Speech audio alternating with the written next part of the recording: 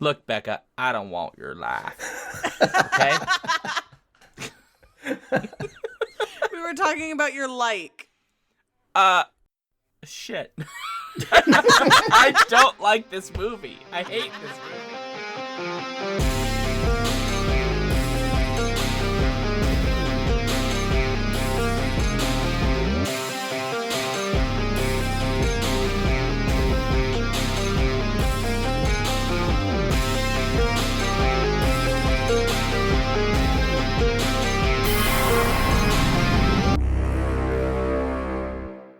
Welcome to the Skiffy and Fanty Show's Torture Cinema.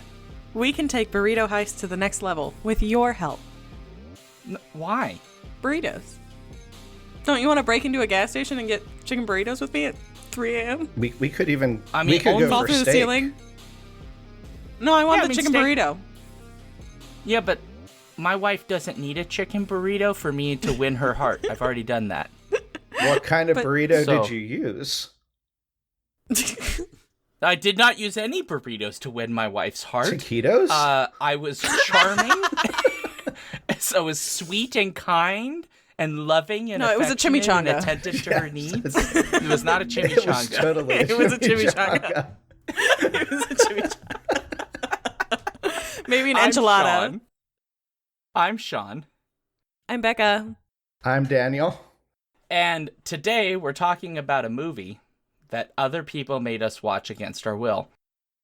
So on this live Torture Cinema show, we'll discuss 2012's Battleship, directed by Peter Berg, co-written by John and Eric Hober, and quote-unquote based on the board game, originally from the 1931 and owned by Hasbro version since they bought out Milton Bradley in 1984. Daniel wrote this history, so I just want you to know it goes on for a while. And Very you're just gonna have to deal with specific. I studied the Yeah. entire gaming industry.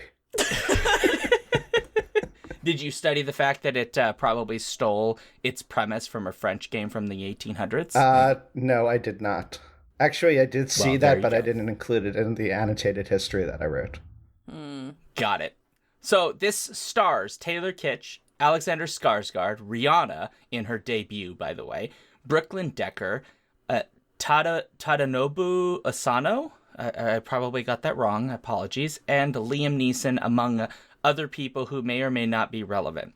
None of them Actually, were some of them relevant. are. You could have just not No, included any. I will just note there are a shit ton of actual war veterans in here. That's or true. Military Yeah. veterans. That's true. So yeah, They're the this relevant movie ones. was this movie was chosen by our Patreon supporters. This time we can't actually blame any individual because No, some we of can the still blame. members of We the can. I mean, we can. no we can no just blame. them. look, I forced at least one member of the Patreon to sit through this entire movie with me, even though they wanted to bounce multiple times. I just want to be clear. This movie almost destroyed them. Wow. They may cancel their Patreon support at this point. No, not Yeah. Andrea. No. I would. Not Andrea. I would. Yeah.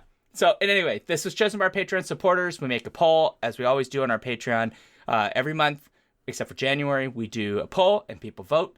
And sometimes patrons get to select like the theme and all those kinds of things. So this was not related to Thanksgiving because we're at the bottom of the barrel of that. So apparently Daniel is thankful that this movie was selected because I did not write this part because we get the opportunity to quote Daniel directly, experience its power and brilliance.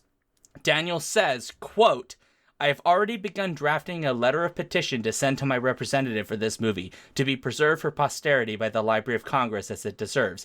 And I recommend all you listeners out there do the same after seeing this. But I should wait until we get to the likes, I guess, for this.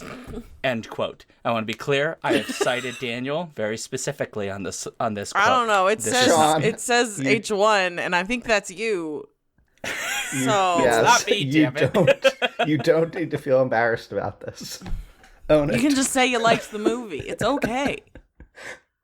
I do want to note, Carturo in chat has asked, can Rihanna act? No. And I will just say, No. I'll leave this here. No, we don't need to answer it. No, pause.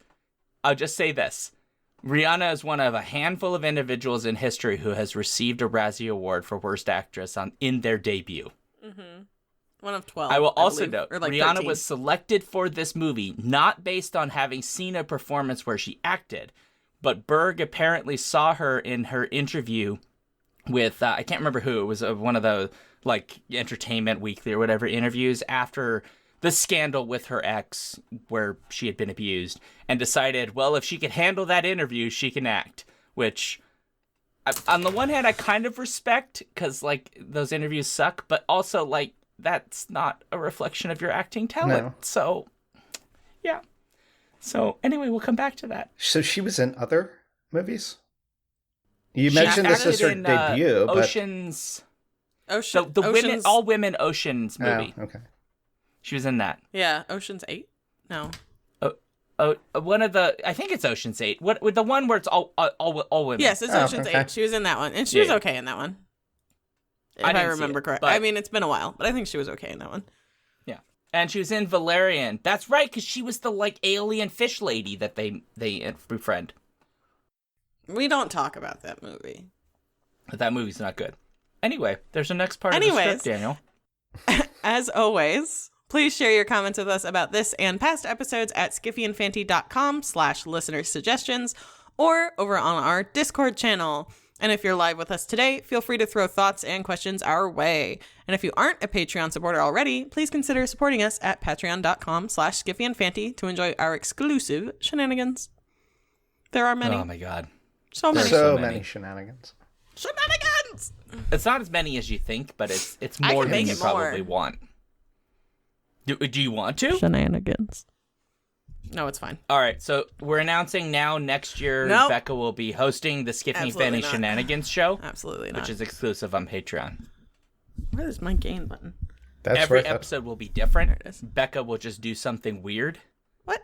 It'll be different. You'll never know what you're getting. Oh, no. Because it's shenanigans. Shenanigans! Thanks, Becca, for volunteering for that. Always some kind of ASMR.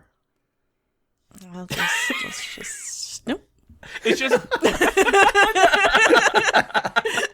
And Did we break you? No, you gotta stay here. Okay. All right. Well, we probably have to get to, like, drinking or whatever, right? Because that's usually what we do. I mean, it's almost already gone, so we probably should. I've been there, yeah.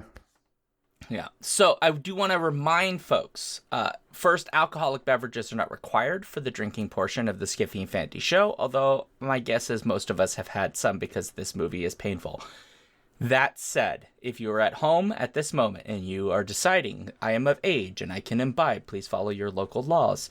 Please, as always, don't drink and drive, be safe, do all the safe things, don't kill your liver. If you've got a problem, go seek help, all that good stuff, because... while we are having a good time tonight, having beverages, again, your safety is important and the safety of others. So drink responsibly. And don't drink Bud Light. Or Coors, for that matter, or Natty Light. Basically, drink something that has flavor. Unless you hate me for making that joke. In which case, drink whatever you want.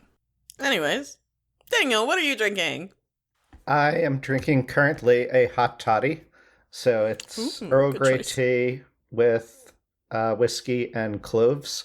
And I've almost choked on a few cloves already that I had to pull out. I'm pretty sure you're supposed to strain them out eventually. You know, that's a lot of work. It's more fun to just discover them through the experience. Okay.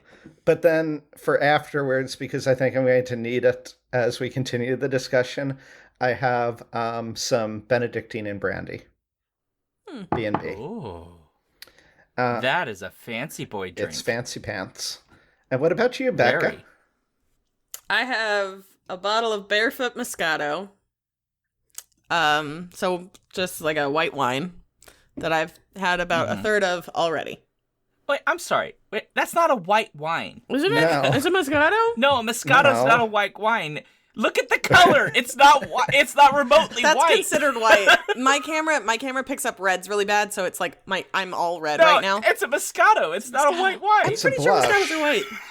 Blush, whatever. Or rosé. Becca, close enough. Becca, if that bottle is being picked up as red and it's not red, what color is your hair? No, did I not say white? Right. Yeah. But you're saying it's a white wine, which means it should be a clearer whitish color.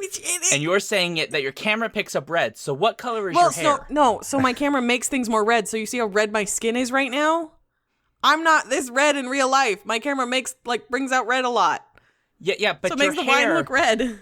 Are you saying that your hair is actually just like without color? You can't tell me that this is not a white wine. It's not a white wine. It's a Moscato. It's not. Why are we lecturing you about alcohol? Moscato. We're going to Google it. White wine. God, if I end up being aromas also of honeysuckle, apricot, and orange zest. Okay. It may be white, yellow, pink, or near black. But it's still considered a white wine. Is it? Where in this does it say white wine? I don't know. Moscato's a white wine. Shut up. Okay, we're Googling. Is Moscato a white wine? Moscato is a sweet Italian wine known for its fruity notes, made from the Muscat grape. It is a white wine. God damn it. No, it's generally white, but can have rosé and blush options. But does it? I win. It's a white wine. It's considered a white wine, Daniel. This is why the French should not be allowed to make things. The French don't name things as Moscato. It's based on a French. Look, I don't know. Okay, I'm dying inside because it's a white wine. That's a white even though wine. It looks French wines are named by region. In person, it's a warm not the yellow. type of grape. You know what? This is a white rum.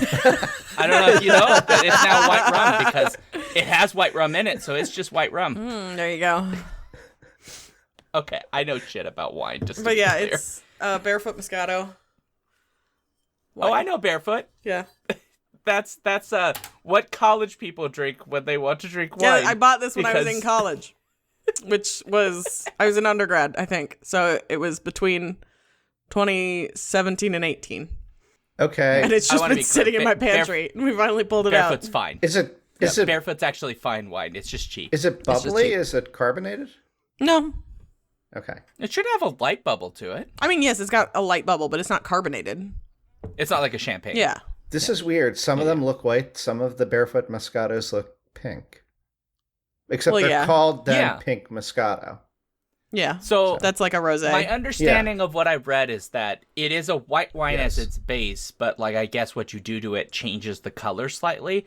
But my guess is that means that the base of it, it has the white wine mouthfeel and flavor profile that you come to expect of a white wine that you would not get from something like a Merlot. Did it change color? Look at me sounding like I know what the fuck I'm talking about. I do believe it was clear. I do believe it was a clearer color when I first bought it. Yeah, but you've aged it since college. Yes, it has aged. You've just been keeping this bottle. I don't think this is a bottle that ages.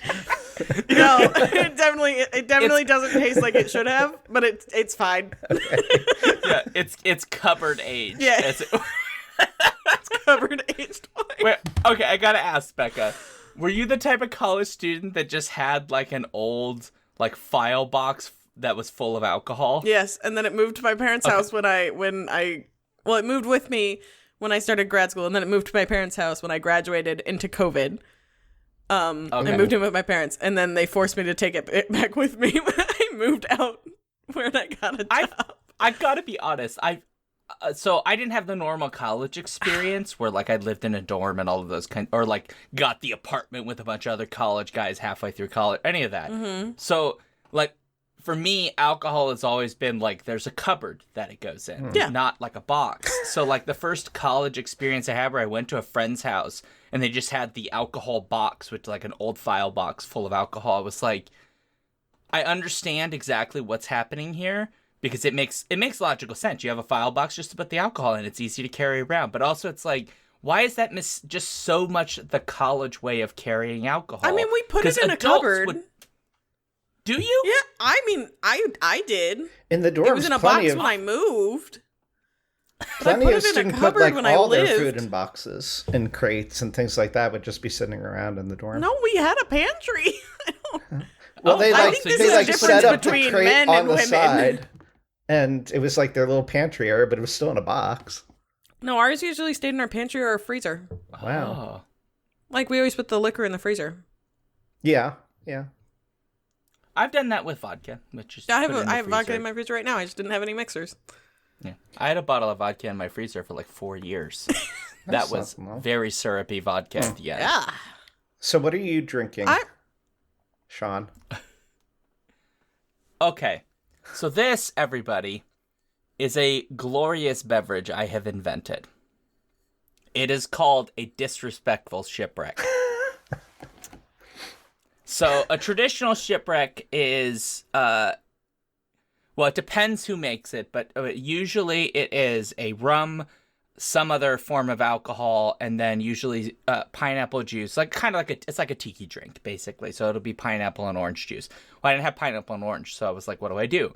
I'm going to make my own. So this version has white rum, blackstrap rum, which is my new favorite rum, a little bit of each. It has a bit of allspice liqueur, a little bit of Hearing cherry liqueur, and then it has apple cider, not the alcoholic kind, the robust apple juice, and then a little bit of grenadine. And it is, I will just tell you, absolutely delicious. Which this movie doesn't deserve, but I love myself, so. You have to treat yourself right to recover from the horrors of a movie like this.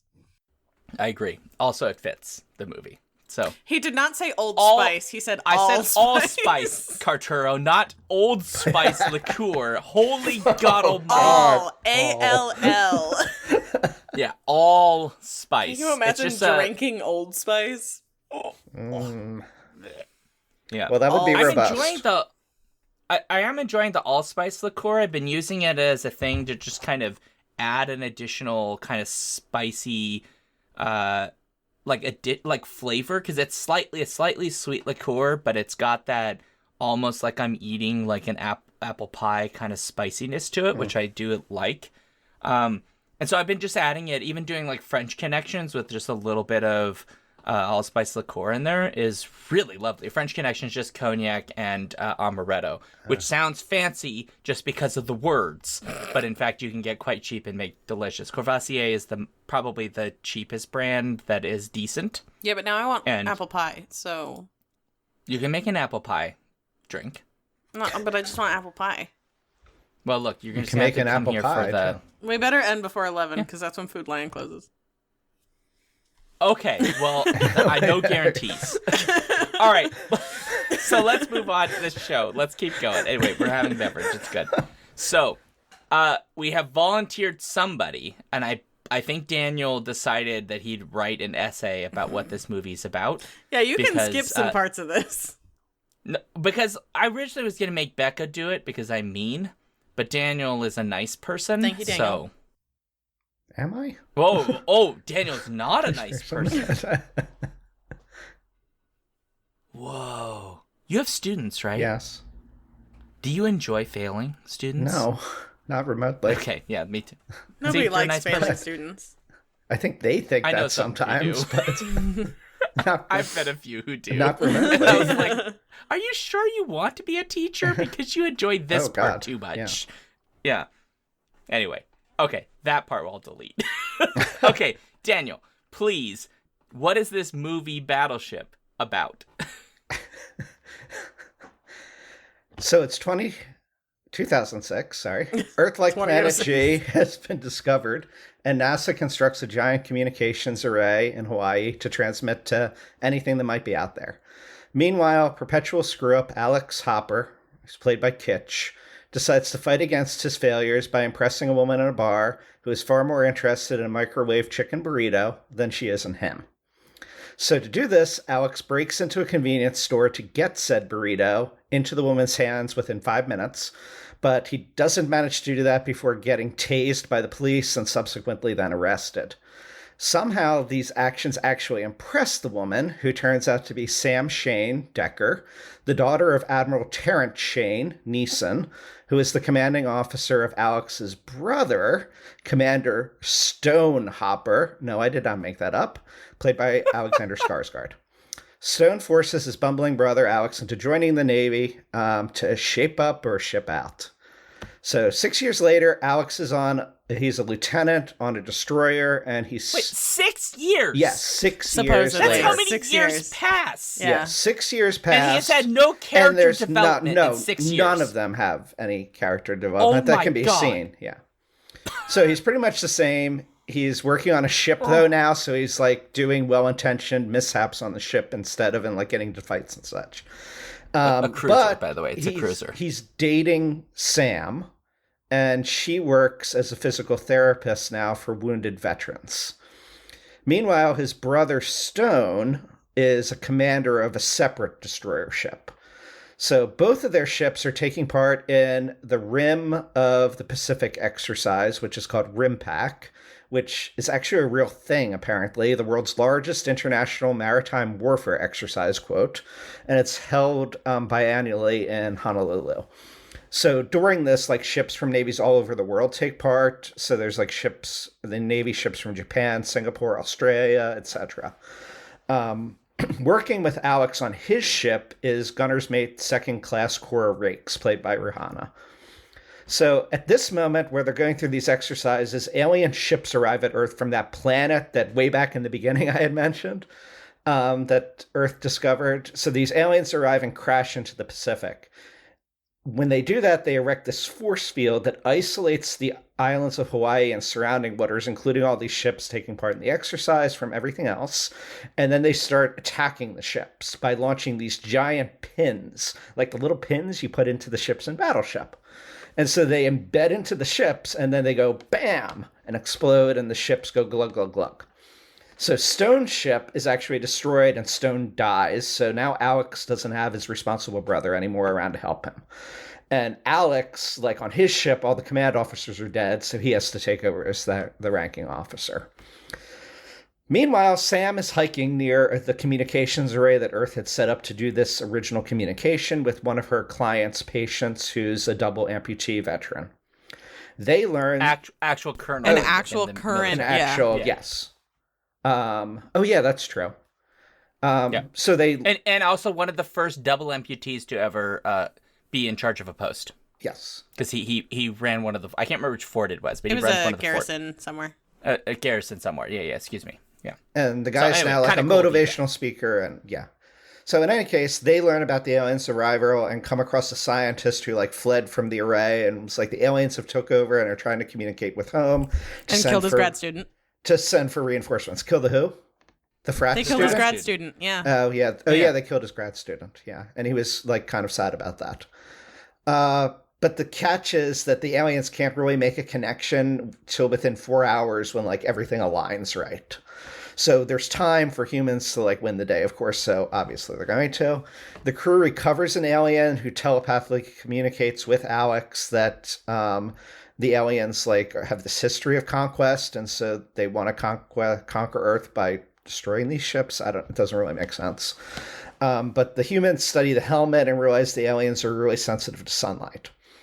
So one of the surviving captains from the Japanese fleet suggests using tsunami warning buoys to track the hidden alien ships.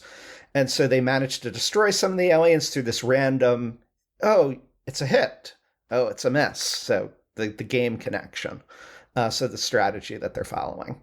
And then one other ship they lure into the rising sun because they have that sunlight weakness, and they use rifles to shoot out the windows, and somehow that then leads to the ship being destroyed.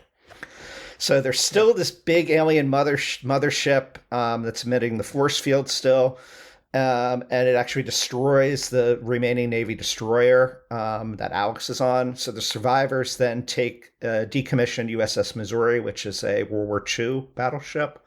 And with the help of World War II veterans, who again are played by actual veterans, they all disable the force field, they summon help, and defeat the mothership, destroy the array, and humans, hooray, win the day until post-closing credits.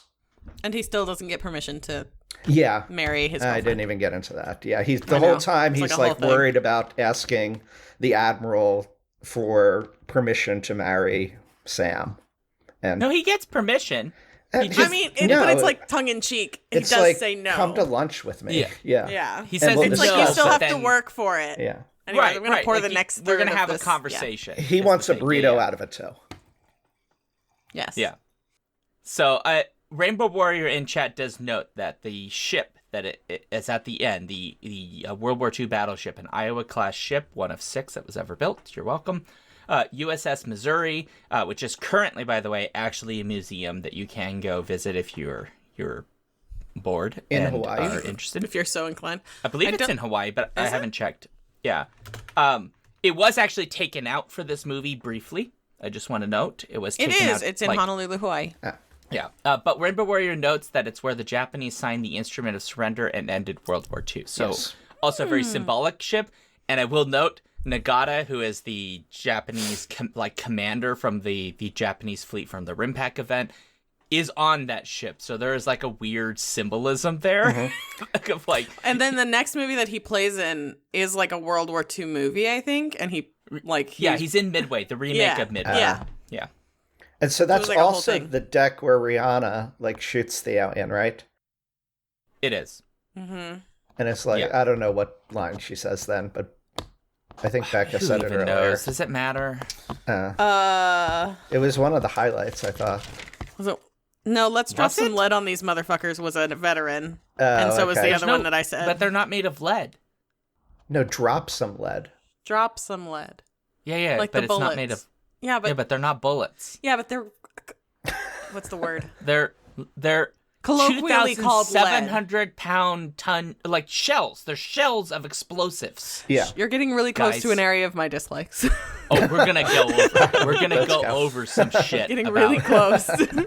Real close. I have never been. Let me tell you right now. I have never been on this show the like military facts dork. But today I'm gonna be. Damn it! Because my dislike was a military fact. Oh boy. I grew up on a Navy base. Thank you very much. I grew up in base housing, and I was like, there's some facts here that you're not getting right. And I started getting mad in this movie. And so we're going to come back to it, because that'll probably be the most entertaining parts, is us tearing apart. Well, what are we doing movie. first? We're doing likes. We do likes first? Yeah. Is that how it always is? Yeah. Well, we normally do that, but sometimes we have a movie where we don't hate it that much, and so we do dislikes first so we can end on a happy note. Right. But this one, no, this movie doesn't deserve it. No, fuck this movie. This movie should not exist. Anyway, well, okay, so let's get to our likes, such as they are. Becca, what's your like? I've got a couple. Yeah. Whoa. No, give us your best one. What's your best like? Well, the one that made me like tear up, because I'm a sucker for movies like this, was like having the actual veterans on the ship for the museum like participate in that. And I know it's probably one of your dislikes, but it was just like a heart moment that I really liked. But the actual real like was the comedic relief helmsman. I liked his character and the levity that he provided. The comedic what? The comedic release. The guy that was saying like goodbye in all the languages when they were introducing the. He was saying hello in all the languages. And g'day. Yeah. And Rihanna told him to shut up, and he was like, g'day. Yeah, him. Because he's like a continual character, and he's one of the characters who like gets. He's the one with the gecko. Yes. Like Penelope the Third or whatever. Penelope the Third. He has a lizard named Penelope the Third who's a plot point. Because he's the one who realizes that the aliens are sensitive to sunlight. He's like my favorite character in this entire movie. He's the most useful character. He's the most useful character. And he's like one of the people who actually argues against Hopper when he like starts to give out bad orders and Yeah. So yeah, I thought he was really good. Yeah, unsung hero and that's comedic relief. Yeah. True, like I liked it. He was a good character. It's not the first time that actor's been on a ship, by the way. Who is the actor? That same actor is from Black Mirror. He was in the USS Callister episode. The one where he's like in the virtual world and he's the captain of the ship, but he has trapped virtual representations of people he works with in real life in the ship. Interesting. I've watched them all and I have no recollection of that one. It's one of its best episodes. It's really good. I don't know how Is it one of the new ones? Yeah. Maybe I haven't seen the newest season. A few years ago. It's not. It's before Bandersnatch. Okay. It's I think the first US season. Okay. So, yeah. But watch it. Paul in chat says it's a creepy episode. It is a very creepy and unsettling episode. Maybe I wasn't paying attention. Yeah. I haven't watched a lot of Black Mirror because it all freaks me out. Carturo disagrees that it's a good episode, and Carturo and I will now be at war. Unfortunate. Yeah. So your like is you like comic relief helmsman. I do. Comedic relief. And the lizard. You should like the lizard, Sean. The lizard. I do like Penelope the lizard the Third. Note. The thing is, those lizards are from the desert. Not Hawaii. So. And sunlight. No, they're definitely. It's a leopard gecko for one. It's a leopard gecko, yes. Leopard geckos. I didn't say I liked the science. I said I liked the character. The leopard gecko is native to places, I believe it's Tunisia and some of the surrounding areas. I might have the region slightly wrong, but it's a desert species from that part of the region of the world. So, also one of the most common pet lizards. Yes, I've seen many. Yeah. And I would note, if you want a pet lizard, one of 2 pet lizards I would recommend you actually get. And if you're thinking about getting iguana, don't do it. Don't do it. No, iguanas are terrible pets that you should not be gotten. They're really cheap because they reproduce like a kind of like a rabbit, like a lizard mouse. Yeah. Or like a rabbit. Yeah. Like a lizard mouse. A lizard mouse. They're lizard mice, okay? Ooh. They just pump out. I've told this on the show before, but like one of my favorite Florida facts is because they have invasive green iguanas. But so they have, let me rephrase that. So one of my favorite stories is in Florida, they have invasive green iguanas. But because Florida also has a lot of people who originally are from, or at least their family was from, like Central and South America, where they eat iguanas, sometimes people go out and look for iguanas to eat because as you would do with your culture. But in Florida, sometimes it gets quite cold, and iguanas are actually not terribly tolerant for cold. Don't they just fall out of trees and kill people?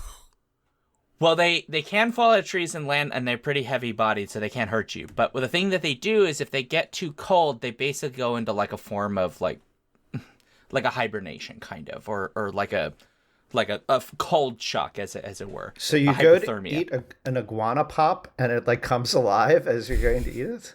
Yes, and there's a hilarious story in Florida where a guy was he was from like Central America, and he was collecting iguanas because he saw these supposedly dead iguanas, and he put them in his car, and he was taking them home, be like, they just died, so like we can eat them. That's fine, right? They just froze to death. Well, the car's warm. So all these angry-ass green iguanas wake up in his car, freaking out. Here he is in this car with these angry-ass iguanas. Oops. Which to me is hilarious as shit. Anyways, Daniel, what's your like? And then they took control of the car. They took control of the car, and it began the end. And they drove back to South America. Daniel, what did you like about this movie? My like is that the aliens and the battles are taking place on the sea. So often in alien invasion movies, it's everything about they're coming and fighting the humans on the land. Most of the planet is water. And so I liked the fact that we had alien invasion with the ocean. It would have been more interesting if it had involved other species as well, but at the same time, it was just nice to see something on the ocean. My other like, which is very short, is just the way they work the pins in.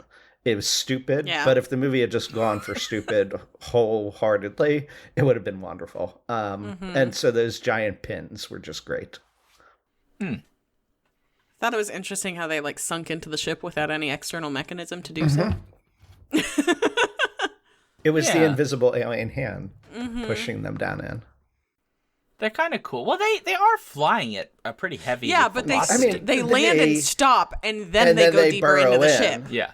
Then it's there's no external mechanism for them to burrow in. Well, they might have a recessed whirligig, like those wheel things that were tearing up stuff. Those were insane. Yeah.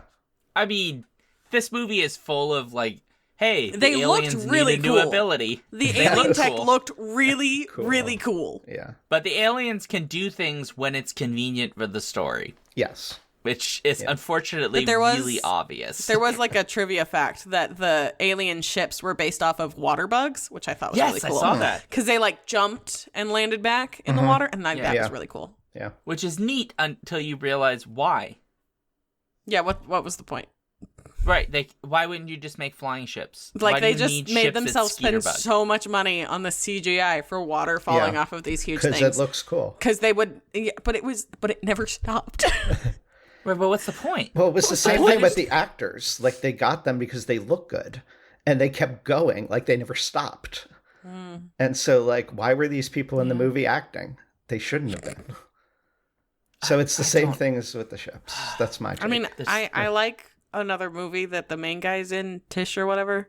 Taylor Kish. I really like John Carter.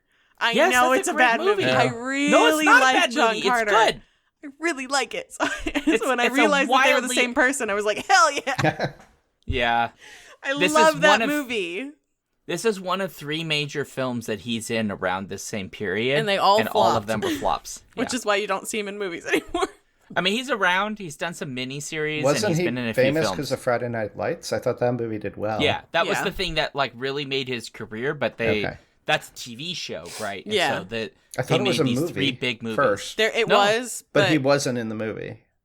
He was in the TV show for Oh, on a 5 okay. TV seasons. show. Yeah. Yeah, I think it was I've a seen movie. neither, so it was. Neither have I. Friday Night Lights was a movie. Yeah, yeah.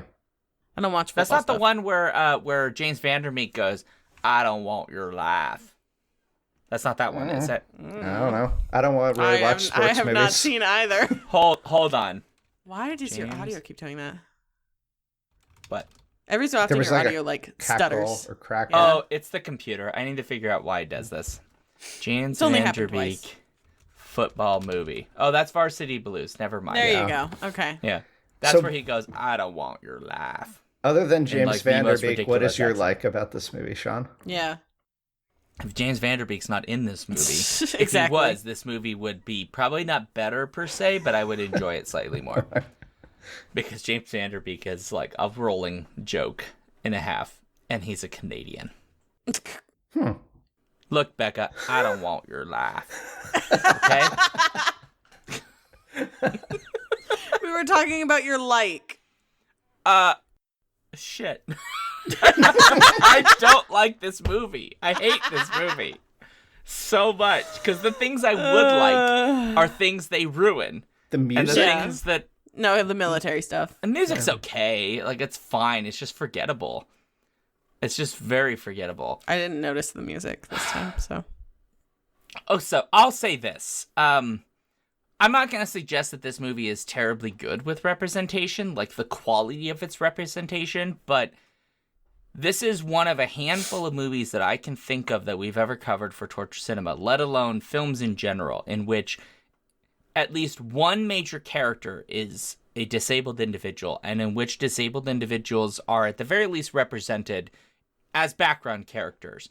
One of the interesting facts about this movie is there is a scene in which they're in a military facility to help people who have been disabled. Most of the background actors are actually people who have prosthetics and disabilities of They various filmed kinds. it in a Texas rehabilitation center. Right. Yeah. And the main actor who plays Mick is in fact a colonel who is a double amputee, and so we actually see him using his prosthetic legs and hiking, etc. Presumably he's been using them for quite a while. So I appreciate that because to be frank, we do not get a lot of disabled people at all in these kinds of movies. And the fact that Mick actually gets like an action sequence is kind of cool. It's not a bad sequence, actually. He kind of beats the shit out of this alien. And It chokes the kind of alien amazing. out. Like, it's pretty cool. Yeah. It's pretty cool. He chokes him out. I don't know exactly how it works because I don't think his prosthetic legs are like mechanical. But at the same time, he does. And I'm like, that's kind of cool. And he's got like the moves and he's like, yeah, dodging and stuff, which is pretty cool. So I do appreciate that. There are also some Hawaiian individuals here, or I should say Pacific Islander, because I didn't check if they're actually Hawaiian, but of Pacific Island descent, which again is a thing I think we almost never get in these movies, even if they're set in a place like Hawaii. And it's kind of nice to see that they're here.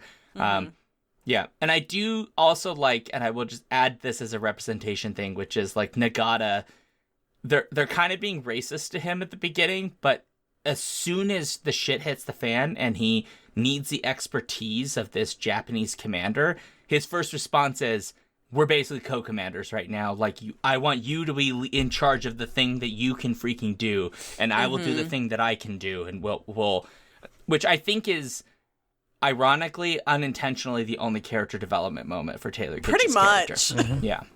He doesn't have many. He should have many. He doesn't have many. Hey, the character stays the same. The character really doesn't change. Yeah, it doesn't. But although he is legitimately afraid of Liam Neeson, which I would also be. Yeah, Liam Neeson's like scary. Imagine if he came to you. Not. Look, think about it, right? He was in the Taken movies. You're right, Becca. I want you to think, Daniel. Like, imagine your significant other's father is Liam Neeson. Mm-hmm. He's been Schindler, right? He was in all 3 Taken movies. He's been in a whole string of action movies where he beats people up and chokes them out with, like, his thumb, right? It has been Rob Roy. And he had a lightsaber once. Mm-hmm. Be real. You would be terrified.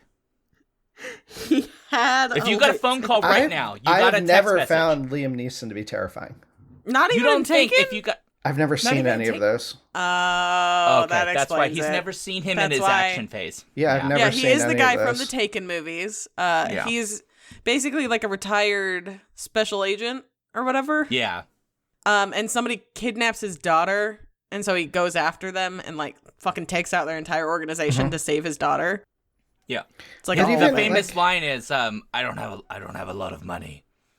I don't know who you are. but I If will you let my find daughter go, that'll be the end of it. I won't look for you. But if you don't, I will look for you. I will find you. And I will kill you. And it is. But yeah, Yeah. I mean, I like I didn't also get the line right, but I've seen those Keanu Reeves movies, and I don't really find him that intimidating or scary either. So okay, you can't find. As Prince Justin said, Because not to be fucked with describes a lot of his characters. I can only true. look at him and think of like Jonathan Harker and Bram Stoker's Dracula or Bill. Here's the thing: Or Keanu Ted, Reeves will be I mean. forever known for the line, "I know kung fu." Yeah. Whoa! Yeah. Like you can't unhear that line. Right. Liam Neeson famously like was threatening people that he was going to murder them. That's the difference, right? That's the difference. Also, Keanu Reeves So I is should actually notoriously watch a those nice movies person. sometime. Yes, Yeah. watch the first Taken. Okay. Don't worry about the the rest. other ones. Yeah, Just the somehow first one. those came out like during a hole where I didn't see Didn't movies. watch. Yeah, Yeah. totally fair. But going back to the movie, which I don't want to do really, but Thanks for keeping us on track, Daniel. you were talking about character development, and it made me realize the only character development I think this movie invests in whatsoever is that double amputee character whose name escapes me now.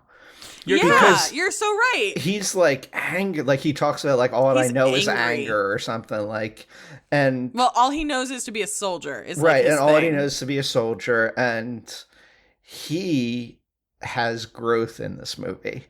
He does. He like loves himself at the end of it. And in some There's ways, actually- it's because he only refines being a soldier again, right? So it's in some ways it's a cheap way of doing it, and But it's not, and right? Because glorifies the military in a way which I didn't like about this Well, movie in general. well, but like if the you route feature that it any U.S. takes- military branch, you yeah, automatically you have to have like yeah, there's like a military branch that deals with it because it's military propaganda. But yeah. yeah. But I mean, this film. but is, he did actually have character development, and there was actually Yes. emotion and soul behind it. There was no soul whatsoever in any of the other characters, I wouldn't say. I think with his character, while it's maybe underdeveloped because they don't spend enough time with that character, which, Mm-hmm. I mean, in fairness, the actual It's a- individual is not a professional actor and Right. is not great. Yeah. But I don't think it's like a shallow development. It's just shallowly explored. The development he's had is he's Yes. angry and his other physical therapists have given up on him, so they bring in Sam, who wants to prove to him like your life isn't over just because you lost your legs. Like, yeah, maybe being a soldier isn't going to be the primary mode of your life, but there's so much more to. You can climb a mountain for let's fuck's go sake. hiking Yeah, we'll go hiking up this damn like Hawaiian mountain and like go to the and top. help save the world. Help and inadvertently help save the world, kind of proving like you're not useless. Just because you can't be a true soldier in the sense of like you're going to go into the front lines and do normal soldier work, like you can do other things. You can still help people. You can still save lives. You can still fight for your country or other people or whatever. I think that's kind of a nice message. Yeah. And while I think the film isn't willing to dedicate its message to the idea that just because you're disabled, that you suddenly become useless. It doesn't really want to commit to that fully. That is buried in here, and I think that's an important message. That it kind of would be nice if the main actor was actually Mick. Yeah, that's what the story was about. Yeah. Was a disabled person realizing I'm not useless just because I'm disabled. I'm just different. Yeah. That would be kind of nice. I want the novelization by Alan Dean Foster. You want to remake this? Or... No. But if Hollywood wants to pay me like $10,000 to write the novelization of Mick's story, I'll do it with like a lot of other people's help. I will co-write it with somebody who's actually got experience with disability, because I really don't. Yeah. But, yeah. But 100%. Like, that's a more interesting story. If, like, I helped stop an alien invasion, like, I've got prosthetic legs and I did that shit. What up? Like, he deserved a Medal of Honor, though. Like, they didn't give that to him. I just want to know, pisses me off. That pisses me off. There's no fucking way. Yeah. He's not getting a Medal of Honor. Sam's not getting whatever the civilian equivalent of that is. I mean... I wouldn't give Taylor Kitsch's character that just because he's a fucking screw up. But like, there's a sea of people who are getting variations of that because they just saved the entire fucking world. Entire fucking world. He's Chewbacca, right? And then doesn't his dead brother get a fancier award than he does? He gets like a posthumous award because he died. But it's a fancier award than he does, and he fucking dies like 20 minutes in. It was like 28 minutes in or something. But he's really, Alexander Skarsgård. Yeah, he should get a Purple Heart. What he should be getting is a Purple Heart for being injured and then killed in battle. But But I don't know anything about Navy stuff, so. I feel like if you save the entire world from an alien invasion, there are like medals of honor. Like there are presidential medals. Like, and I feel like the president would actually be there. What did Will Smith Oprah get? would be calling. Oprah doesn't even have a show anymore, and she would be calling. Did she not have a show by 2012? I have no idea. She's got a magazine, so you'd be on that magazine. No, she's always on the cover of the magazine. Annie. No, there was one issue where she wasn't. Andrea in chat has noted that Obama did have a cameo, and I have looked Wait, it up. what? Yes. Hold the fort. Did I miss that? He has a cameo. They just used old footage of him. They just used a clip from him. Okay. Yeah, it was just a clip. It wasn't like he recorded it specifically for the movie. So, I'm sorry. I'm sorry, everybody, but I have to ruin your lives right now because Obama is in this, not legitimately. Well, they also used a clip from the UK riots. They use a lot of like news clips for. It's actually the clip they took from Obama. They took a line from his press conference from March 17, 2011. Which is about U.S. operations in response to the Japan earthquake in 2011 and tsunami. So, yeah, like he's technically in the movie, but he didn't act in it? It's what I would say. It's not like a cameo. I wouldn't consider it a cameo, but it's not a true cameo. Yeah, it's like a manufactured cameo. Although, if you didn't know any better, you'd think, "What the hell is Obama doing?" And you'd be like, "Well." This is the end of his near the end, but like all of their but a lot of their news clips were like actual real clips.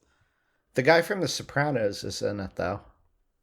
Briefly, it doesn't bring Carturo in chat is asking. It doesn't bring Obama to the Actors Guild because it was a clip of something pre-recorded before this. It was not something intended. He wasn't acting in the movie proper.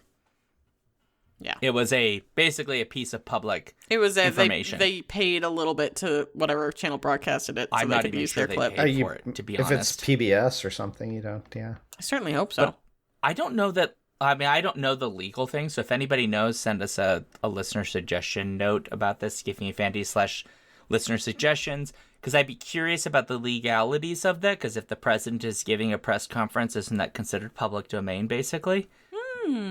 Could be. I mean, I would in like if it was. Like Saturday Night Live sketches. Sketches have the like clips from them all the time. That's true. Yeah. So that would be my news program. So we could be using Obama clips in all of our podcasts. What a missed opportunity! Oh my god! What a missed opportunity! I really don't want him to find out like we've taken a clip of him just to say as a review of our show. Yes. And then find out that we're being sued by like the Obama Foundation or something. No, thank you. No, I don't think we have the money for that. No. Well, you're fine. I'm fucked. I'm in charge of this, this nonsense. That's true. I just appear on here occasionally to get drunk and talk about bad movies. Plausible deniability. This is the last of that bottle of wine, by the way. Oh, shit. We better get to likes then. or dislikes, actually. The good news is Moscato is not a very high alcohol it's really content not. wine. It's less than the last bottle of wine I had on the last time. Okay. Dislikes. Of which I'm We're sure gonna we make have... you go last because yours sounded like it was a lot. I have a speech. Yeah, so you're gonna go last. So let's let Daniel go first. So my dislike is just the general direction of the movie. Yeah. Okay. In some regards, like I was watching it, and I'm sorry if I offend people, if there's people out there that really like this movie, but I felt like this is a movie for idiots. Like, it's just so stupid at how everything is handled. Because if the movie went for being stupid and silly and unserious, it would have worked fine. Like a lot of the ones we've done recently for Church of Cinema. But it's like, no, we're going to make this sound serious, but make it serious in a way that an idiot will understand, like what we're going for here. And so there's no subtlety in anything, in the direction style, the camera work, nothing about it. It hits you like a rock, which is what I was thinking of when they were playing one of AC/DC's song that was like Hard as a Rock or something. Really? I was like, this is like being bludgeoned with a rock, this movie. There's a cut. I started counting at one point. I don't think a shot lasted more than 3 seconds before a cut was made. It's filled with shaky cam. We talked before about how the aliens' activities are all just done because the plot needs it. It's kind of the same for the characters as well. And the lack of character development is pretty much to make that. You bend over backwards to make this kind of like scenario of a board game set into a movie kind of work. But then try to make it something really serious. And I really do. I agree with what you said, Sean. If they had gone either to make it just utterly silly and stupid, it would have worked. Or if they had gone the route you were talking about, Sean, of making it more serious and about this disabled person and making the themes much more nuanced and actually delve into them a little more deeply, then it would have been in a blockbuster. And so I guess what I hate about this movie is that it's a manufactured blockbuster, which in general are just made for people that don't want to think. Which sometimes that's me. Sometimes I don't want to think. I just want to watch a stupid movie. But this movie doesn't really deliver that either. And that's my issue with it. The direction is towards that, but then some of the writing is. But then occasionally the writing has moments of like wit or... Does it? Cleverness, I guess. Well, Becca had a few examples. I mean, I didn't hate it. You're wrong. Anyway, You're 100% wrong. I don't want to go on too long, but that's my biggest dislike of this. But to your point, Daniel, like when you think about these aliens, so much of what they do makes no sense. No, like no, they show up. No, it's they for land the movie, their stuff there. Yeah, they land their stuff in the water, and then they just sit there for a while. And we keep being shown these, like, alien cam shots where, like, green means it's not a threat and red is a threat. But it's like, these are like, cruisers in front of you, and they are dangerous. They're full of ordnance that you know is there. But sometimes the aliens attack, and sometimes they don't. When the, like, sometimes scientist they hide, guy... sometimes they don't. Right, yeah. The scientist shows up, and he steals the, like, communicator device. The alien just lets him go? Well, why?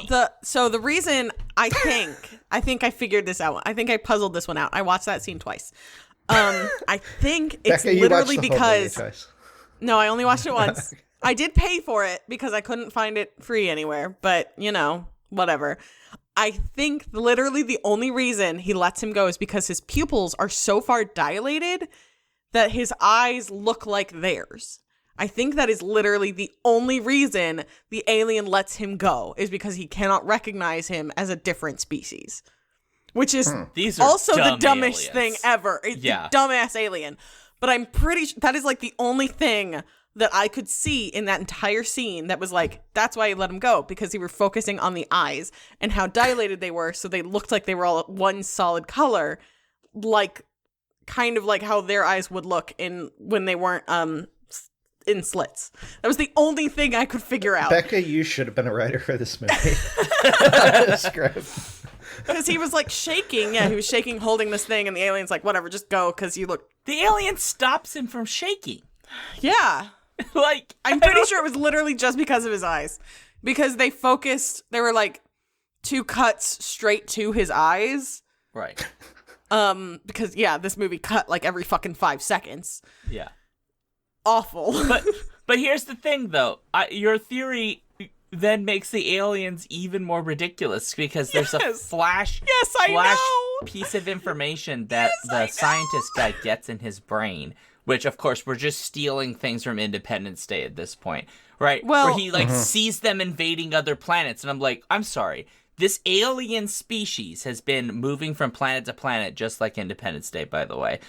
Invading other worlds and destroying them, and presumably like setting up a Starbucks or whatever, right? They do all this stuff, and then they move to another one, and at no point just like has war any games.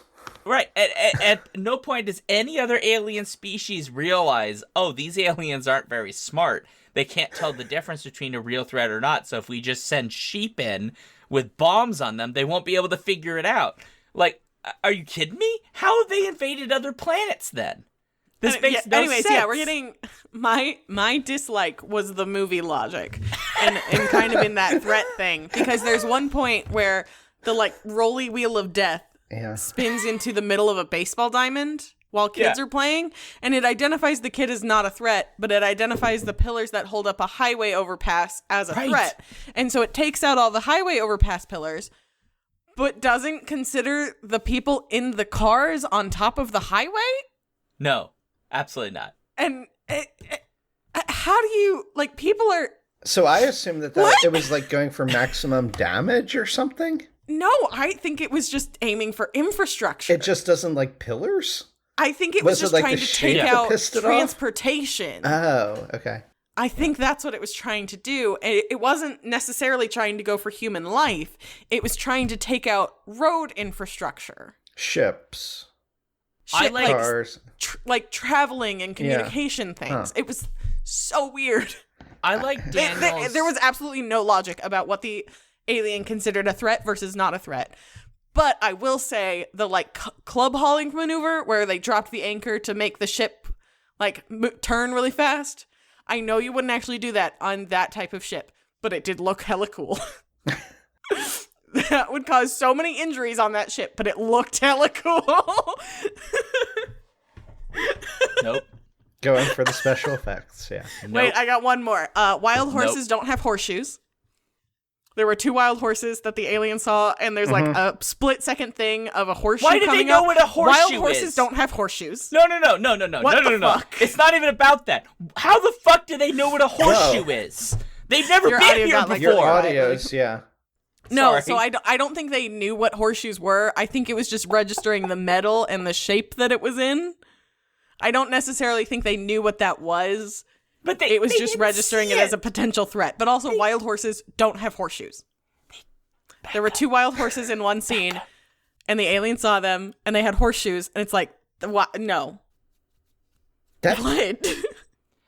They didn't see the horseshoes, so how do they know what horseshoes are? They had like a scanner thing. They had a scanner. I don't know.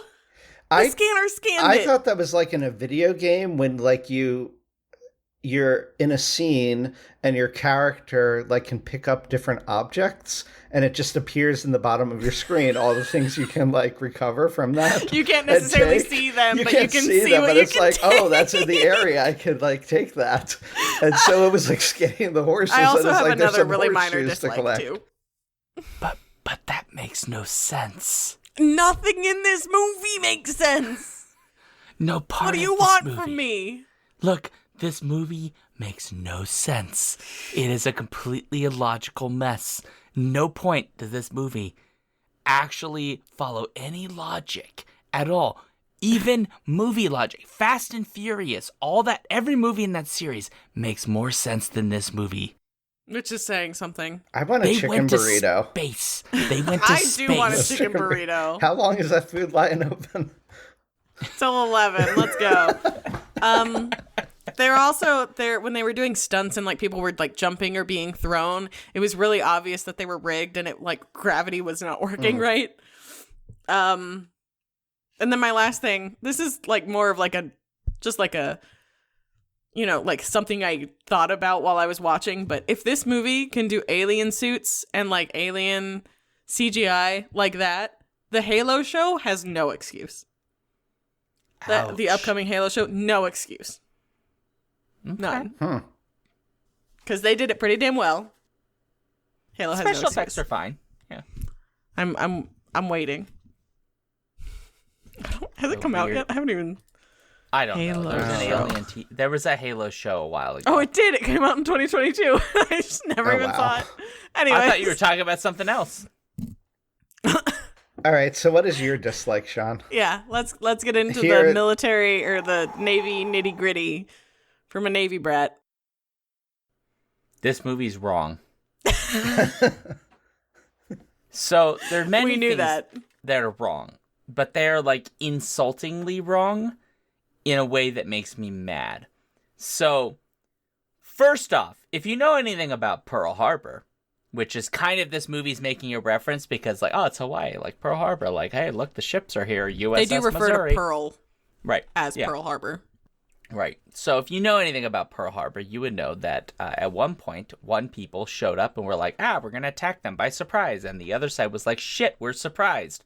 And then it took them a while to get the ships up and going. In fact, only one, as far as I'm aware, actually got up and moving during the attack on Pearl Harbor. And that is because when you take those old Iowa-class warships, you can't just click the start button and they just fucking go like a modern car. They actually take a long time for the boiler system to actually start working because it's like 6 to 8 hours. Yeah, it's an old school mechanical system using a boiler system like that we don't really use now. Now we've got like nuclear powered ships and using other forms of propulsion where they can get going a little bit faster. These ships take hours to run. You have to warm up first the boiler, then the pipes, then the engine. Yep. Like, it all takes time. Right, but they get this ship running in what appears to be 35 seconds because they just, like, have an old guy go, and, like, it just turns on, right? So that's number one. Also, I'm so sorry to piggyback on this. A decommissioned ship would not have live munition. Most likely not. It is a decommissioned ship. You would have removed all of the live munitions from a decommissioned ship. You would have nothing to shoot from that ship, even if it's a museum. I agree. And yet, here we are. Second point. If you were to move an Iowa-class ship, you can probably get away with moving said ship with a skeleton crew, assuming you can get it up and running, which you can with a skeleton crew. But to operate the turret system in an Iowa-class battleship takes really, on average, about 100 people. It's like 85 to 100 and something people to operate one of these massive 3-turret systems that they have. And you will note in this movie, the USS Missouri has 3 of these turret systems inside it, which means you need like 300 people to operate these. This movie has like 8 old guys and 8 seemingly young people who are probably older than they should be in this movie, operating effectively all 3 fucking turrets, which is, be clear, each one of them has 3, which it can move individually, right? And so they're technically operating 9 of these fucking turrets with like 16 people. Horseshit. Not possible. You cannot do it. They're like, they casually mention here, like, oh, it's like an old ship. Like, can we really operate? It's like, no, you fucking can't. You cannot do it, right? Point 3. All of the Iowa-class ship styles had fucking elevators to move all of the munitions because they're 2,700 to 2,900 pounds, right? These are things you don't move with people. You move them with pulleys and you move them with a fucking elevator system. All of these ships, by the way, had mechanisms to move them from compartment to compartment so you can move them to different turret systems. As evidenced by the fact that the movie that we mentioned earlier, Daniel, which the actor who played Nagata in this played in that movie, which is Midway, that actual battle involved the Japanese commanders moving munitions from one turret to another because they were changing munitions to a different type. And then they had to change again in the middle of the battle when they realized they were going to be facing a different type of enemy. So they had to switch them twice during this entire battle period, which took hours. You can't just pick up a munition and just like walk it down fucking quarter mile of a deck to another turret and just shove that thing in. But also, like, why the fuck do you just move it to a closer turret? What are you doing? But you also have pulley systems, you assholes. You're pissing me off. You can fucking move that shit on a pulley system and there's goddamn elevators. Do it. Okay, there's that. And then, oh, this pissed me off so much. This is number 4. So, before, I want to emphasize, the ships we saw before, they get trapped in the bubble. They're all cruisers, modern U.S. cruisers, at least as of 2012, right? Those cruisers have missile systems, Japanese. Right? So they can shoot missiles. They also have a forward turret, which is pretty powerful, which proves useless, even though I don't understand how the Navy doesn't have trains so that you can actually shoot without using modern technology, because absolutely fucking you can. They've learned how to shoot shit, you assholes. You need fucking computers to do it. They can aim that shit. Also, they're aiming at like a fucking football field. They can fucking I think the question was aiming at things that were out of your line of sight. But I don't know if that matters. They can do that. Because, yeah. It's the fucking Navy. They've learned how to do that shit. They know how to do it. It's just math. Anyway, whatever. Right. So, the first time they use the cruiser, they only shoot that forward cannon. They never shoot the missiles until later on, which is fucking stupid, because the whole point of the cruiser is it has a whole missile system that you can shoot shit at, and that goes kaboomy, kaboomy, and then things blow up. But, they want me to believe for a fucking second that an Iowa-class fully operational battleship with 6 operating turrets shooting 2,700-pound munitions, I thought it was 3. all at the same fucking time, right into the face of an enemy ship, is not going to do nearly as much damage as one little mini turret poopy from one of the modern cruisers. Horseshit. It's not true. That if they're shooting horizontal. Also, I just want to note the amount of time it took them to make that ship horizontal fucking pissed me off, because you got to turn that ship horizontal so you can shoot. But the fact that they were horizontal, shooting all 9 fucking turrets straight into that alien shit's face, and it took like 9 shots to fucking kill it. Horseshit. Bullshit. That shit is old. I get it, but it is shooting really big boom boom. Okay? You can't have the boom boom only do a little bit of damage against alien spaceship, but when they shoot one fucking shell over onto the mountain and it blows up all the aliens at once, horseshit. Sean, learn how the military works, you assholes. I think the point there was alien metal versus mostly human tech. No, that doesn't make sense. But also, I understand, because then they do like just take out the deck glass with just like rifles later, yes, which also confused me, given that they couldn't take it out with some of their like bigger munition. But they earlier. have the sunlight then. So that's the like. The sunlight hurt the people. That's not the point. The point ship. is them actually breaking the glass. The glass. Well, they had really weak windows. But don't forget, guys. When the aliens first show up, one of their ships crashes into one of our satellites. Yes, and which is then supposedly crashes their into communications ship. Or Hong Kong, yeah. In Hong Kong. So in fact, like they're not that strong. We're shown very specifically, if they just run into one of our Earth satellites, they get fucked up real good. Specifically, that was their communications array, which may not have had as much like shielding or whatever. Sure. But that's so like, because their communications array is the one that got knocked out, that is supposedly why they put the dome over Hawaii, so they can take over Hawaii's communication rig and communicate to their own solar system. Sean, the logic is still not there. You're calling me ignorant? Sean, you ignorant slut. We're going to do point counterpoint here.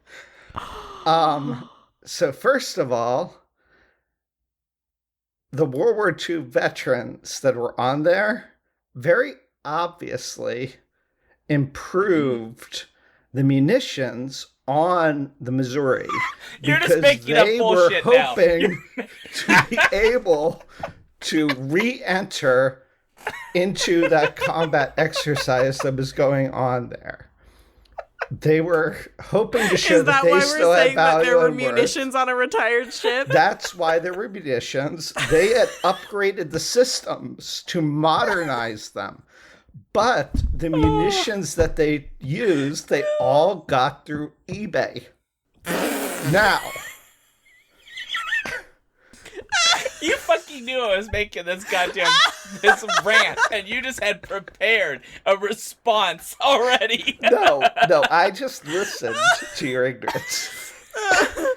Those munitions, they got on eBay, and they had aged, just like Becca's wine has aged. It's gone now, and nobody has any evidence of that. And has turned red. Those munitions have aged and become weaker than they were originally. So, of course, it took more volleys and more munitions to be able to affect that alien mothership. But it still only took one to take out the stuff on the island? Because that was the last one that they had. Well, the island was made by humans. That was just the... There was still alien tech there. Well, they didn't have time to do that much updating. And mostly it was probably just Windows. It was like the relays, and we know already their Windows are very weak. No, it was like signal relays. Anyway, I do have one more thing. The grad student deserved better. I mean, grad students always deserve better. He died. He deserved better. He did indeed. Literally the only line he got was, "They killed my grad student." He didn't get paid enough for that. Well, they didn't get paid enough for this movie either, but... Well, no, they actually gave this movie a bigger budget. Yeah, but this side character who gets one line got $1,000? If that. Are you he kidding probably me? got an Applebee's gift card because millennials hadn't ruined that yet. No, he didn't get an Applebee's gift card. He was just allowed to eat from the catering tables. How much do you think it right. Rami Malek got? I don't know, but it was probably more than he deserved for 4 lines before he died. I was really excited when I saw him because I was like, oh, it's Rami Malek. He'll probably have a good role. Dies. No. Fucking dies 30 seconds in. He is in this for 13 seconds, isn't he? He literally says 4 lines. It's an early role. Was it before Mr. Robot? It must have been before Mr. Robot. And then I wonder if it's before the Pacific, too. Because the Pacific is... Oh, no, Mr. Robot is after the Pacific. Mr. Robot came out in 2015, so it was pre-Mr. Robot. So before this, he plays Snafu in the Pacific, which is a World War II biopic, basically, about the Pacific theater of war, based on a number of different books. I wonder if that's why he got this. I mean, maybe. They may have seen that and said, Here, say these 4 lines and then die. Yeah. Yeah, basically. He was really good in the Pacific. This also, I will just note, has oh god, what's his name? Joseph Mazzello, which you may all know from Jurassic Park as the young boy. Oh, really? Yeah, wow. He done growed up, and he is a good actor. Yeah. So there you go. This is interesting. My other thing was just fucking let the movie say fucker, please. They can't. Please. There were 3 or 4 different times where they cut off at mother and don't give you the satisfaction of a good motherfucker. And it was. Was it PG-13? I don't know. Was it? It had to be PG-13. Okay. Yeah, they can't. So they got one holy shit. You can only and that have was it. one. You can only have one fuck in a PG-13 movie. I don't know that in 2012 you were allowed an F-bomb. Maybe not. I mean, they did get a holy shit. Yeah, because Rihanna says one. Does she? She says an F-bomb? She has the motherfucker. Oh. The only ones I really picked up on were the ones that didn't give me the fucker payoff. Which Those is were sad. the ones that stuck out. And there were, I think I wrote down 3 of them. There was, but rhetorically, it's drop fun some because lead. you know precisely what they're mean to say. Yes. But it still takes me out of my immersion. Wow. I know. I'm such a little bitch. It's because you don't exist in a world in which you can have a jump cut to another scene. There were so many jump cuts. Mm-hmm. The poor editor. I bet they were paid on how many cuts they made. Thanks, YouTube. There were so many jump cuts. Holy shit. To news stories. Yeah. Ridiculous. All right, jump cut to fun thoughts and grades. All right, Becca, final thought grade, go. C+. I mean, it was fine. It wasn't the worst C+? movie I've ever seen. C+. Are you fucking kidding me? The Holy movie made shit. me tear up. It gets a C+. No. Ah! I genuinely teared up when the veterans on the USS Missouri were like, "We're here." I You know genuinely what? I teared am up eating at that a moment. saltine, okay? C+. It's fucking happening. I'm eating a saltine. I almost gave it a B-. I gave it a C+ so I wouldn't get murdered. I can't hear shit. Your pop filter's taking all of that out. Sean gave it a B+. What are you giving it, Sean? I need a minute because my mouth is dry Okay, now. what are you giving it, Daniel? I'm giving it a D. Okay, Daniel. Okay. Which It was fine. I don't think the beginning of the movie sucked. The second half of it was fine. So C+. if we have D pluses and D minuses, right? Yes. Available. You can go all the way down to F- and all the way up to A+. That's weird to me that we can have F pluses and F minus. I know, it's a more fair grade system than the American university. So I'm going between D and D minus. I'm having a hard time figuring that out. Sorry, I spilled alcohol on my saltines. We'll go with D. That's a waste of good alcohol. That is a waste. I of mean, And it a was waste the of good dregs, saltines. but now I didn't waste gotta any clean because I it. finished my bottle. Anyways. Sorry, there's gonna be noise, everybody, and I apologize. I guess I have to eat this whole ream of saltines now. I'll eat them. Well, not at once. So, what'd you give it? You gave it a what? I gave it a D. A D. A D. So we've got a C+. Mm-hmm. Oh, Jesus. Because I genuinely teared up when the veterans were like reporting for duty. I originally wrote the good C+ moment. under you, Sean. Which The No, emotional absolutely not. payoff.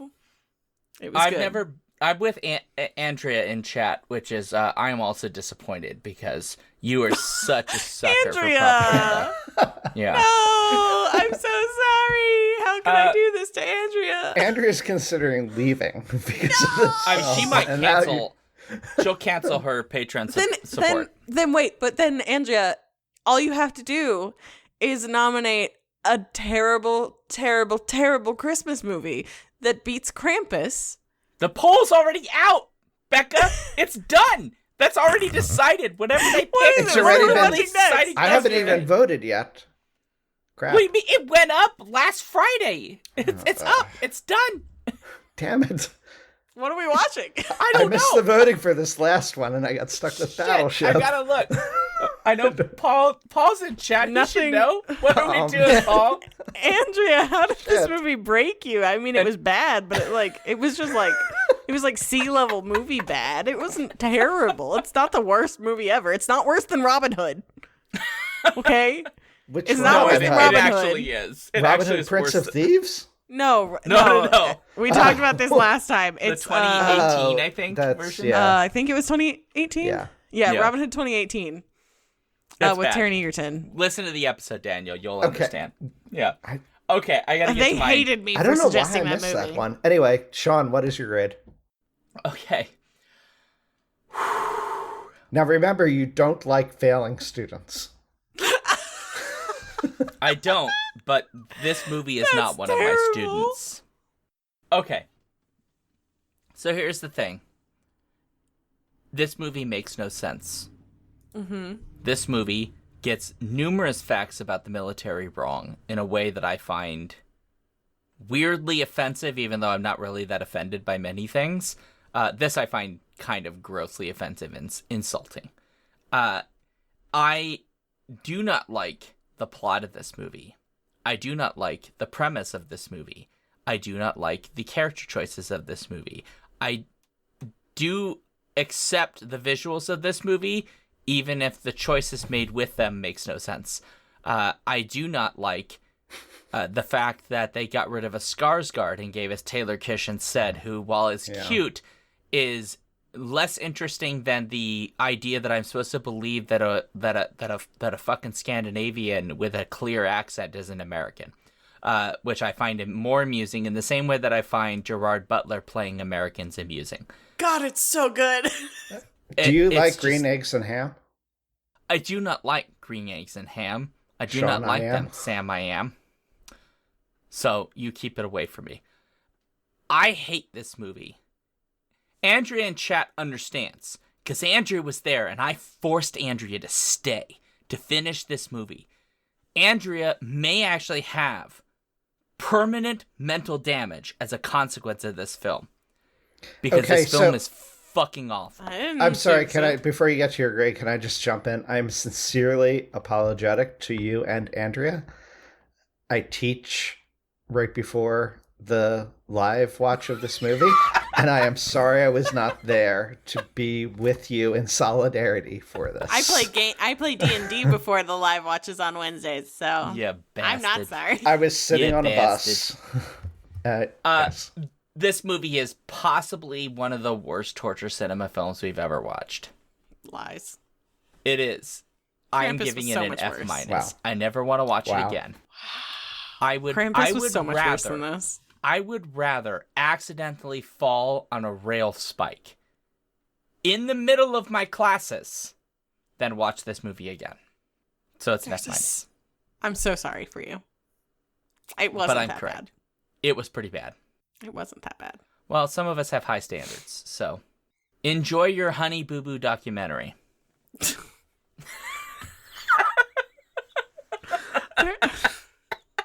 So I still say it was better than Robin Hood. So I like Paul usually did on these shows. The average then is somewhere around an F+. Thank God. Fine. Whatever. Still not the worst movie I watched for this podcast. Well, you've not been here for all of them, Becca. No, but I've watched several. You know what? Your Christmas break is now going to be spent watching every torture cinema movie we've ever covered. Absolutely not. You think I'm going to pay money for a bunch of those? Absolutely not. I will find you free I did discover that there is a Krampus 2. Oh, yes. No, thanks. Which is distressing. No, because the first one was horrific. There's a lot of way worse Krampus variations out there, too. We don't need to get into those. We do not. No. All right. So we should wrap the show up. So yes. Maybe. We have given you our grade and our final thoughts, and I'm very sorry that you've had to sit through this nightmare that is this show. We've given way too much time to Battleship. We have, but you know what? We still covered it less than the movie actually ran. So thank God. That's true. Oh God. So, as always, if you would like to let us know what you think about this episode or past episodes, or have a question, or you want to suggest a movie or whatever, there is a lovely website page thing that you can go to. It's called skiffingfanty.com/listener-suggestions. Go there, suggest stuff. Skiffing Fanty itself is found on pretty much every major social media network. So like Blue Sky, Mastodon, blah, blah, blah. We have a link tree, which is linktr.ee/skiffingfanty, which is where you can find us in our various social spaces. If you like what we do, we have a newsletter at skiffingfanty.com/newsletter, and we also have a Patreon, which you can join at patreon.com/skiffingfanty. That gets you access to voting in polls, making suggestions. We also have a Patreon Discord, and if you pay $3 or more a month, any amount at $3 or up, you can join us to watch these movies live, which I'm not sure exactly what the draw of that is, because Andrea has joined us for this and has suffered immensely. So we can pre-torture you before the torture. I think that's what it is. Yeah, and it works out. It makes understanding the torture and yes so much True. better. It definitely you do get an that inside. That way you understand how much we're sparing people with our shorter summaries. Correct. I like the way that you two think. So for me, SeanDuke.net, I also have a link tree, which is just the /SeanDuke. You can find me obviously here on Alphabet Streams. I am here Tuesdays and Thursdays at 7 and every other Saturday at 9 a.m., at least until December when I leave town. So there you go. You can find me there. What about you, Becca? I'm double checking what my Linktree URL is. Give me a second. Wow. Okay, yeah. Wow. Okay, you can find me at Dicey Druid on Twitch, or Linktree however it is, Dicey Druid, or on my couch, plotting world domination with my cat. But I stream 3 times a week at least, usually playing farming sims with romanceable characters. We're cozy gamers. Come over and join us. I'm gonna have to stream more than you now. 7 days a week, 3 times a day. Let's have fun go. with that. No, thank you. No, I have a life. No, I stream over at Dicey Druid 3 times a week. We're cozy gamers. So I play a lot of cozy games like farming simulations, romance a lot of characters. We have fun. Come join us. Perfect. And Daniel, what about you? You can find me at reading1000lives.com. That's 1000 with 1000, or on Blue Sky at reading1000lives.com. And I guess I plot domination with my microbes. Ugh. A good trade-off. I'm just like uncomfortable now. Because there's microbes on me right now. On you and in you. Everywhere. And they're sharing DNA. Please stop. Well, hold the fort. Question for you, Daniel. They're sharing DNA with you. If I meet, if you and I met, would that Right. mean that some of my microbes are in you and some of yours are in me? If we touched, yes. If we came in physical contact, yeah.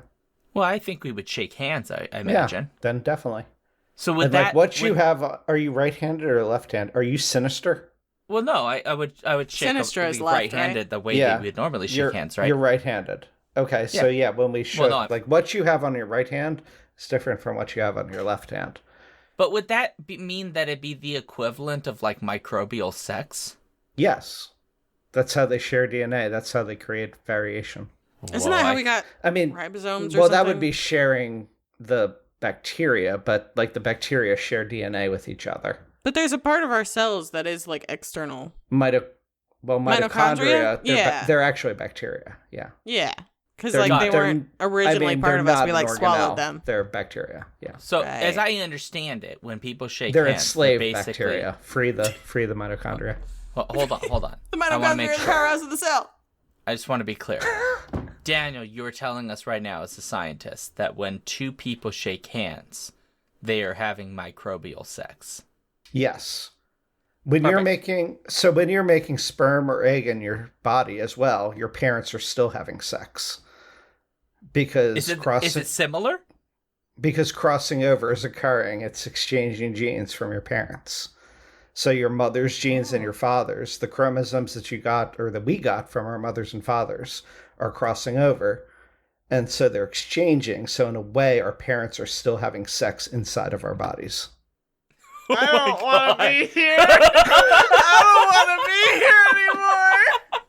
I don't want to. I was going for awkward and weird, and you just took that to a level that is like we're all gonna need therapy now. I need so much therapy. Science. Oh my god. Science. All right, folks. And on that note, awkward. I did not need that image in my head. Yes, you did.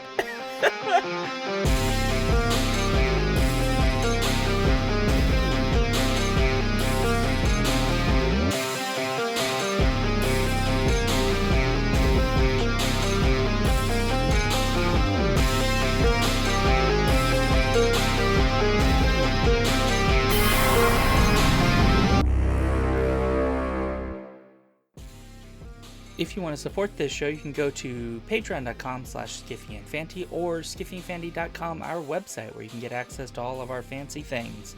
Our music comes from Holy Mole. You can support him and his work at patreon.com/holymole. Thank you for listening.